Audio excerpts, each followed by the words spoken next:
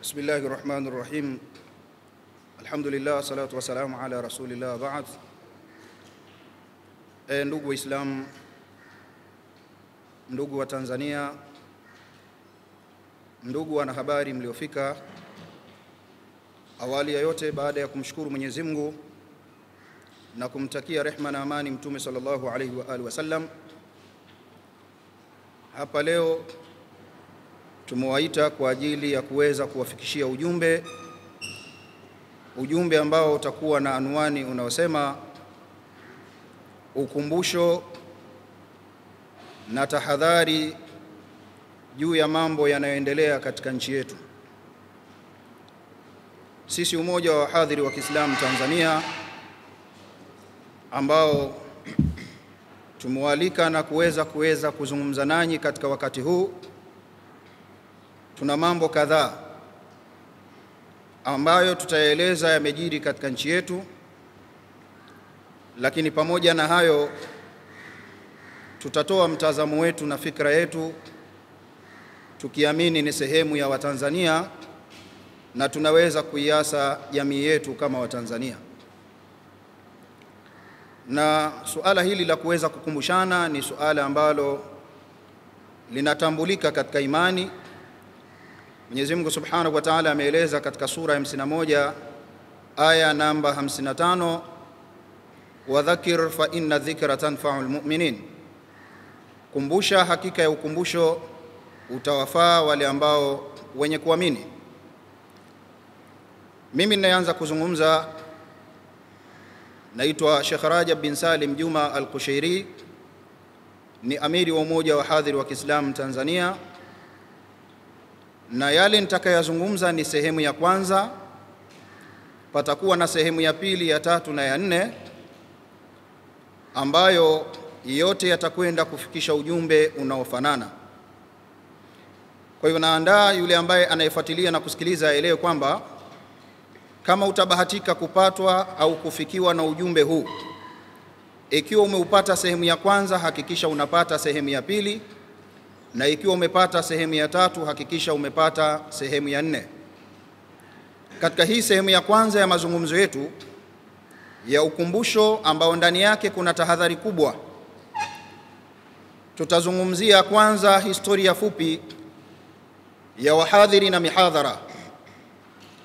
Sisi tulioko mbele yenu ni wahadhiri wa Kiislamu ambao tunafanya kazi ya kueneza na kutangaza Uislamu, na kazi hii ni kazi tuliyoirithi. Tumeirithi kutoka kwa wazee wetu, mashekhe zetu, walezi wetu, kina Sheikh Ngariba Musafundi, kina Abu Bakari Kawemba, kina Sheikh Uthmani Matata na wengine wengi ambao walikuwa wakishirikiana na mashekhe maarufu na mashekhe wakubwa kama vile Sheikh Nuruddin bin Hussein Ashadhili, Sheikh Qasim bin Juma Wachewa, Sayyid Sheikh Sharifu Abdul Qadir Junaidi na mashekhe wengine mbalimbali.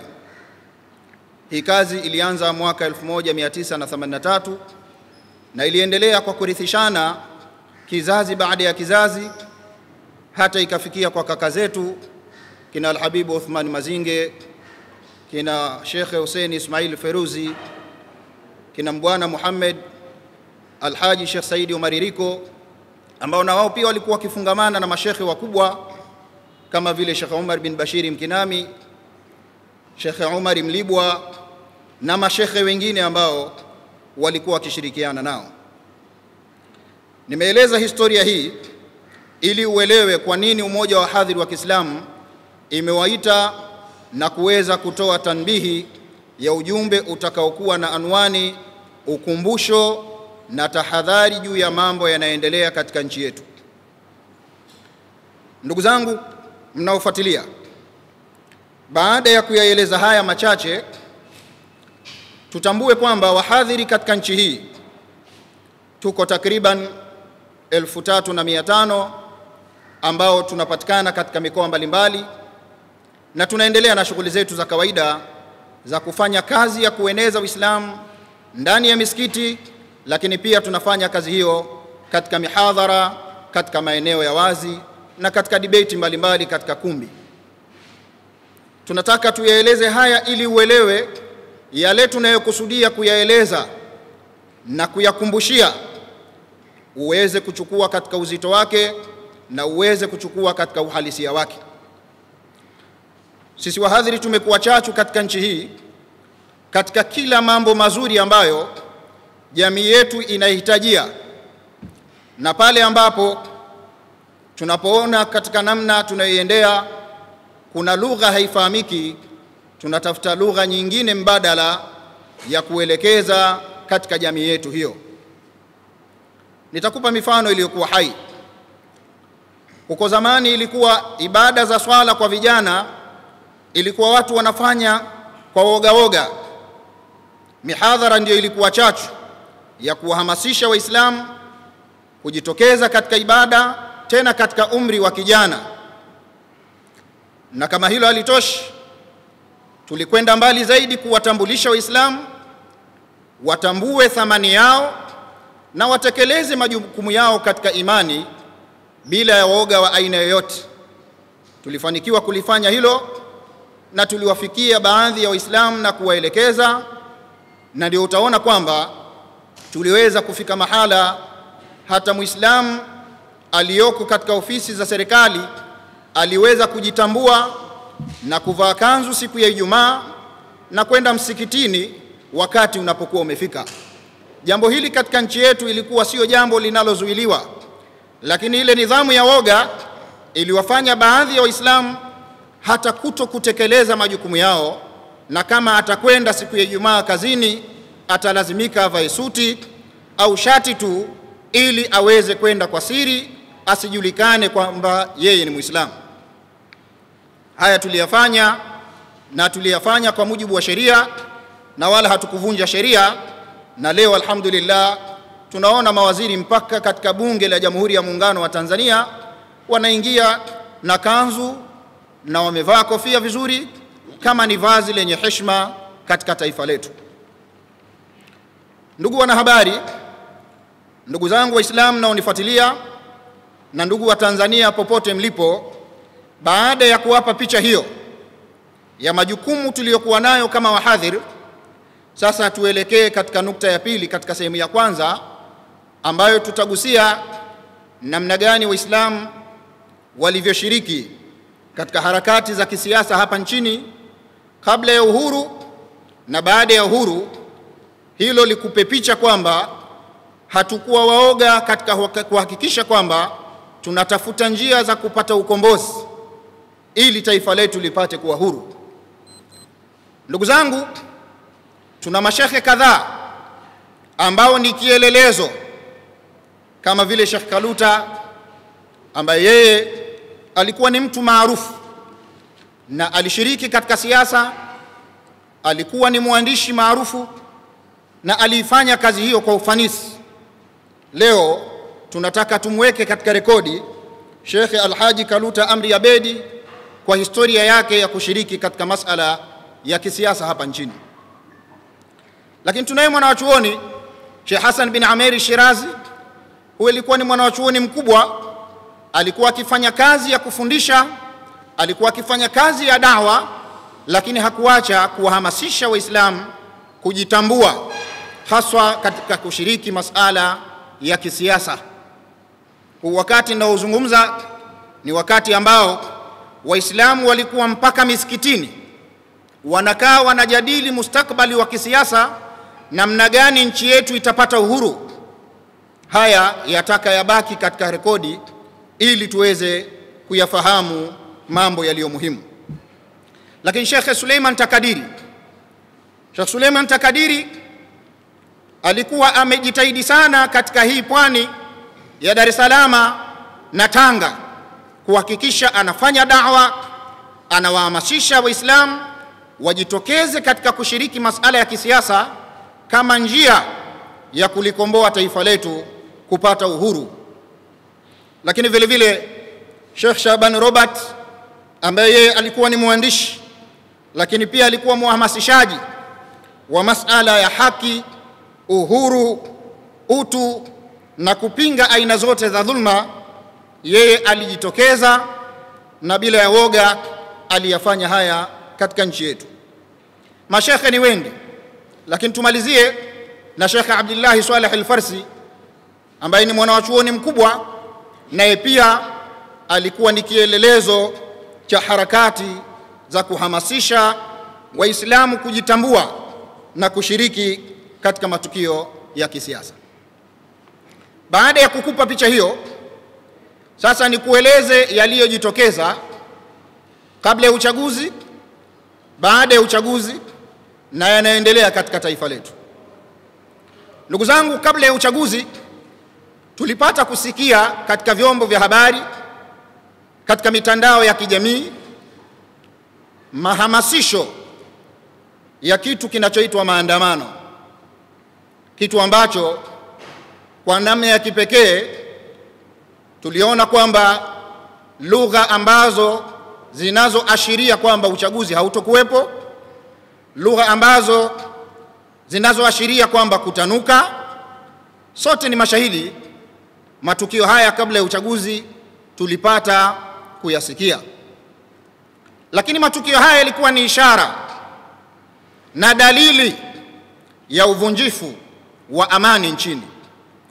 Wapo baadhi ya viongozi wa dini walikemea, wapo baadhi ya viongozi wa dini walinyamazia, viongozi wa serikali walikemea, na mfano wa hayo. Ndugu wanahabari, haya matukio ambayo yalitokea kabla ya uchaguzi ni matukio ambayo kwa nadharia ya nje kama sio mapya, kwa sababu maandamano yawe ya kisiasa au ya kidini yalishatokea, yalishafanyika huko nyuma. Lakini tofauti iliyoko kati ya haya maandamano ya uchaguzi mkuu na hayo maandamano yaliyotangulia, sisi kama Waislamu tuliwahi kuandamana kwa ajili ya kushinikiza watoto wetu wapate kuvaa hijabu mashuleni. Tuliandamana, tulifuata utaratibu.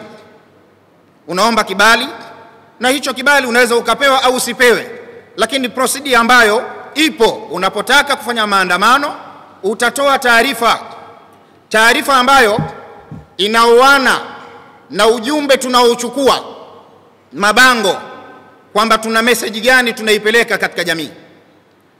Lakini maandamano yenye kuelekeza mnatokea wapi, mnapoanzia na mnamalizia wapi, hii ndio sura iliyoko katika taifa letu. Maandamano haya hayakuwa katika sura hiyo. Walioandamana hawakuwa na kibali. Ukiachilia kuwa na kibali, baadhi ya maandamano huko nyuma watu waliomba kibali wakakosa, kutokana na umuhimu wake wakafanya maandamano. Lakini maandamano haya hayakuwa na message. Waandamanaji hawakuwa na mabango, wanafikisha nini katika jamii, athari ambayo mbele yake tumekuja kujifunza mambo makubwa. Maandamano haya, waandamanaji wametoka wakiwa na mawe, waandamanaji wametoka wakiwa na vipande vya nondo, vitu vyenye ncha kali, wanapiga vioo vilivyoko katika miundombinu ya serikali barabarani, wanashambulia magari ya kijamii na yale ambayo yaliyokuwa ya umma. Sura hii imetuletea picha tofauti ambayo sisi kama jamii, tukiwa kama umoja wa hadhiri wa Kiislamu Tanzania, tunakuja sasa tuwakumbushe ndugu zetu matukio haya na yanayoendelea hayakuwa mazuri, hayakuwa na afya kwa mustakbali wa taifa letu. Maandamano haya yamekwenda mbali, tumeshuhudia katika vyombo vya habari mpaka maroli yaliyobeba bidhaa za kibiashara kama mbao, anazuiwa dereva, wanachukua mafuta wanatia kwenye mbao, wanataka kuwasha. Hebu tafakari ndugu yangu Mtanzania, huyu mfanyabiashara wa mbao amezuia haya maandamano sehemu gani? Au amemkwaza anayetaka kuandamana kupitia wapi? Lakini tumeshuhudia wafanyabiashara, mbaya zaidi wengi wao ni wafanyabiashara wa Kiislamu, sheli zao sio moja, zimechomwa moto. Hii haina afya, haikukaa vizuri, haina rekodi katika maandamano yaliyotangulia, sio ya kidini wala sio ya kisiasa. Lakini baada ya kutokea haya, ndani yake yakatokea maafa makubwa. Raia wa Kitanzania wakajeruhiwa, wakajikuta wengine wako hospitali, wengine wakiwa wamewekewa dripu, na wakielezwa taharuki iliyowakuta huko mtaani kwa mabomu yaliyopigwa, na mpaka anafika hospitali anauliza mara mbili, kwani kiliendelea nini baada ya tukio fulani. Lakini wapo waliopoteza maisha, watu ambao wengine hawakuhusika moja kwa moja katika hayo maandamano, lakini katika namna ya kudhibiti hayo yaliyokuwa yakiendelea, roho za watu ziliondoka katika tukio hili. Sasa katika jumla ya matukio yaliyotokea, sisi kama Umoja wa Wahadhiri wa Kiislamu Tanzania tunatumia fursa hii kwanza kutoa pole kwa wote walioathirika na matukio haya. Kama sehemu ya jamii ya Watanzania tunawapa pole, kwa sababu huu ndio utamaduni wetu tukiwa kama Watanzania. Lakini baada ya kumaliza haya, tumeshuhudia mambo mengi yakiendelea na taasisi nyingi zikitoa matamko. Mimi kama kiongozi wa Umoja wa Wahadhiri wa Kiislamu Tanzania nitaanza na lile tamko la Baraza la Maaskofu wa Katoliki TEC, ambao wametoa waraka. Katika tamko lao wametaja vitu vingi sana. Miongoni mwa vitu walivyovitaja, wamezungumzia suala la uchaguzi na mapungufu yaliyojitokeza, wakazungumzia maandamano na mambo yaliyojiri, wakazungumzia mauaji ya kikatili, wakazungumzia mali zilizoharibiwa za umma na za watu binafsi. Haya ni miongoni mwa mambo kati ya mengi walioyataja katika waraka huo. Lakini katika vitu ambavyo nataka tujifunze, hawa Baraza la Maaskofu katika mambo walioyazungumza, kuna vitu vya kufanyia kazi. Miongoni mwa hivyo, kuna lugha zimetumika: taifa limejeruhiwa, taifa limepoteza heshima yake kitaifa na kimataifa. Lugha hizi zinaonyesha wazi baadhi ya mambo Baraza la Maaskofu TEC, Baraza la Maaskofu wa Katoliki hawakutafakari vizuri. Sisi tulitarajia kwamba wangeonyesha wazi mapungufu yaliyotokeza katika mambo ambayo yamesababisha watu kupata maafa na watu kuuliwa. Wangeonyesha yale mapungufu ili kesho na kesho kutwa yatakapotokea maandamano mengine, jamii ya Kitanzania yajifunze kwa mambo yaliyotokea. Tamko hili la Baraza la Maaskofu halikuainisha mapungufu, madhaifu yaliyotumika na waandamanaji katika maandamano. Hivyo basi, sisi kama sehemu ya jamii tunachokiona hapa, hawa Baraza la Maaskofu kile walichokidai katika waraka wao, wanahitaji haki itendeke. Hakuna msingi wa kweli wa kupigania haki, na tuna evidence. Yapo matukio kadhaa. 27 Januari mwaka 1995 palitokea mauaji ya wazi kabisa. Mashehe baadhi waliokuwa wakitoka misikitini walipigwa risasi na waandamanaji wa chama kimoja cha kisiasa hapa nchini, walipigwa risasi. Lakini Baraza la Maaskofu wa Katoliki Tanzania TEC hawakuchukua action yoyote. hawakutoa tamko lolote. Hicho ni kielelezo cha ubaguzi wa tamko lililotolewa na Baraza la Maaskofu. Lakini tarehe 12 na 13 Februari mwaka 1998 palitokea mauaji makubwa Dar es Salaam, maeneo ya Magomeni, msikiti wa Mwembe Chai. Waislamu walilalamika, vitabu vikaandikwa na kwenye internet ikawekwa. Baraza la Maaskofu wa Katoliki walikaa kimya, hawakuzungumzia chochote wala hawakuguswa na hayo. Lakini kama hili halitoshi, katika hii nchi yetu kuna matukio yalitokea. Serikali ya awamu ya 3 wakati wa Mheshimiwa Benjamin William Mkapa, wakati wa maandamano wa chama fulani, yakatokea mauaji mpaka wakatokea wakimbizi hapa nchini. Kuna watu walikimbia kuelekea katika nchi jirani ya Kenya, na wengine walikwenda nje ya nchi, Canada, London na nchi nyingine duniani. Baraza la Maaskofu hawakutoa tamko lolote. Kama hilo halitoshi, palikuwa na awamu ya 5 ya Mheshimiwa Magufuli. Awamu hii palikuwa na mambo ya kutisha. Nyi wanahabari mnajua, baadhi ya watu walifungwa midomo wasiseme, vyombo vyao visiripoti, lakini teki hawakuchukua action yoyote. Kama hilo halitoshi, wakenda mbali zaidi. Palitokea shambulio la mbunge mmoja wa Jamhuri ya Muungano wa Tanzania Dodoma. Ni mwanasiasa maarufu, kashambuliwa na risasi zaidi ya 1.